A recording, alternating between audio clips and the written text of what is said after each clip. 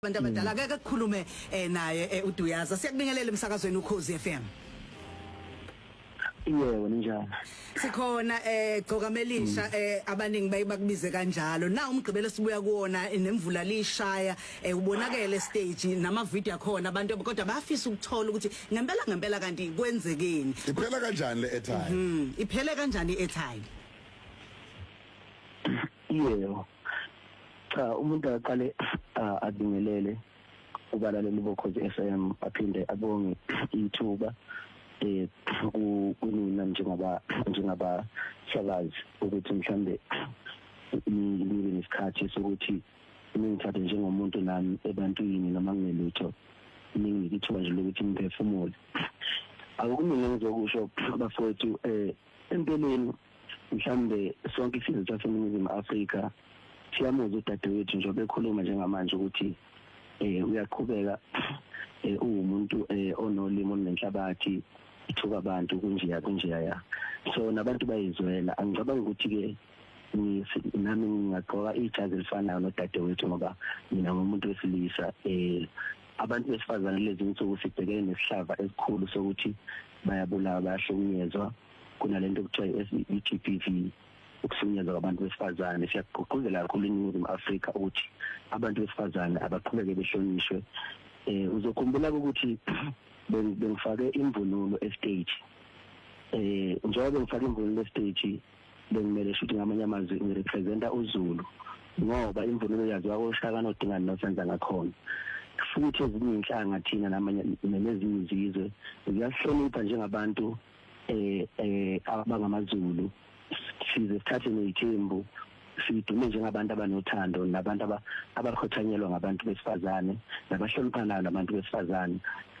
nabantu abanothando nabayihlonipha kakhulu. Ngicabanga ukuthi lesikhathi usisi ekhipha amagama wakhiphile akhomba okungamhloniphi njengeciko eselinamava eMzansi lokho kubadidile noma kuphoxela uZulu. Ngicela ukuxolisa kakhulu kubantu bakwaZulu ngicela futhi ukuthi kokusiza mhlamba ikhona ngoba ngenze ukuthi khona ingcindezi anayo ba understand nje ukuthi sinenkinga siphuma emakhaya ngafani kuyenze ukuthola ukuthi umuntu unenkinga mhlawumbe emshadweni wakhe noma nje kwezothando kugcina mhlawumbe lokho kuqhapakela nasemsebenzini wakhe. Ngicela ukuthi bamxolele kakhulu udadewethu kuzinto la nyamhlonipha kakhulu odabeni lokuthi mhlawumbe nibe late angifikanga ngesikhathi. Ngicela ukuxolisa kakhulu lapho ngiyenzile ingamo yokuthi ngixhumane nethimba elixhumana nabo ngoba empeleni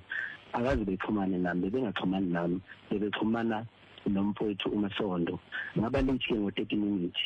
lokho kwenza ukuthi mangifika ngo7:30 kade bekufanele ngidlale ngo7:00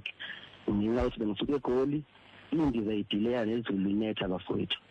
manje ke masihamba emgaqweni kunamathizithiza akwenza ube late noma ngabe yipi event abantu bakujwayele lokho nanokuthi into ejwayelekile lento kuba late ngoba ngeke ngitshele nje ukuthi njengoba silalele akekho nje umuntu wakaba late esikoleni mhlazana lo late waxoshwa uthi somkhulu umetric wakhe awuqedanga ngenxa nje ukuthi waba late ngosuku olulodwa ngoba akuyonto ejwayelekile ukuthi ube late bekuyiphutha eliqalayo khona futhi kuyiphutha elijwayelekile likelenzeke kodwa beqala ukuthi libe nesigameko lapha eThekwini nanokuthi ke sekuhlukumezeke kakhulu singabantu abangamabhinga ukuthi njalo makukhulunywa nje ngeTheku imicimbi futhi kaMaskandi kuhlale njalo kuzoba nento engcolisa igama likaMthandi engcolisa igama likaMthandeni. uMthandeni aziwe njengomuntu kuthiwe uhlaza uthiwa uMthandeni ufika unobudlova unayo yonke lento echaza nje udadewethu njengamanje kodwa ngicabanga ukuthi kunabantu abebeshutha lapha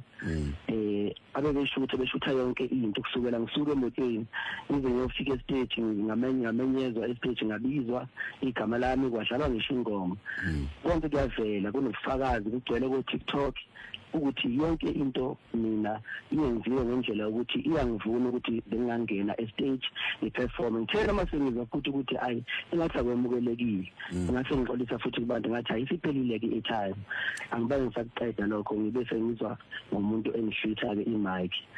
bengitha indoda empeleni mangithi ngiyaqalaza ngathola ukuthi hayi yikhekhe kanti awungase ngimoyizela ngoba ikhekhe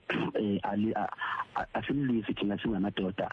sakhuliswa ngenhlonipho saphinde sakhuliswa futhi sakufunda ukuthi abantu besifazane ngalabantu iyahlonishwa. Sakhuluma ngakho ukuhlonishwa nginemibuzo emibili ngaphambi kokuthi sivale. Kunenye clip yakho enza ama-round lenzo kuxhumana ngazo uyayazini. Ufike uqale uthi angimzondi bini uZimdola angeke ngikwazi angazi utheni wasuthi isiphu ngifaka umsindo lapho ngoba kunangane ilalele engisaze bumnyameni. Uyayazi leyo clip ungasho ukuthi ibusho ukuthini? Yebo kubenza lapho Lundi ngoba ngike umuntu obhizi usukwini izolo kwaqhamuka nabantu abazintatheli laba bama TV abebe khona futhi lapha ya baba nokumbuza ukuphosa imibuzo ethivenities ngomuntu oyiciko ke kwesinye isikhathi izinto ngiyangibe ngokuciko ngokuhlonipha ulimi lwami kungenzeka uthola ukuthi mhlambe lokho kushoyo kungokunicikoza nje mhlambe bengicikoza ngakho ukukhanyisela abantu ukuthi ngempela udadewethu abangamthathi personally abazame nje ukuthi bagwinye kushisa lokho udadewethu ayikhona iqhubeka impilo yephambili. Wena ukwazi ngisho ebunyameni lokho bukusho impela bafowethu impilo yaselaweni iqeda uthando asiyeke lento esiyenza asiyeke le mfowethu bekufuna ukudlula kodwa duyaza ububona yonke into ibikahle mhlamba hayi ukuthi khona okuncanyana obuke wakuthinta okungamanzana amponjwana cha akukho nje mina nginothisa nanokuthi ke kwezinsuku lezi bafowethu bayazi abantu abaningi ukuthi uMthandeni nje umuntu oshintshile kakhulu indlela engikhuluma ngayo indlela engenza ngayo izinto indlela nje engithatha ngayo futhi nezinto ngoba nalapha bazokhumbula ngihloniphe ngendlela eyisimanga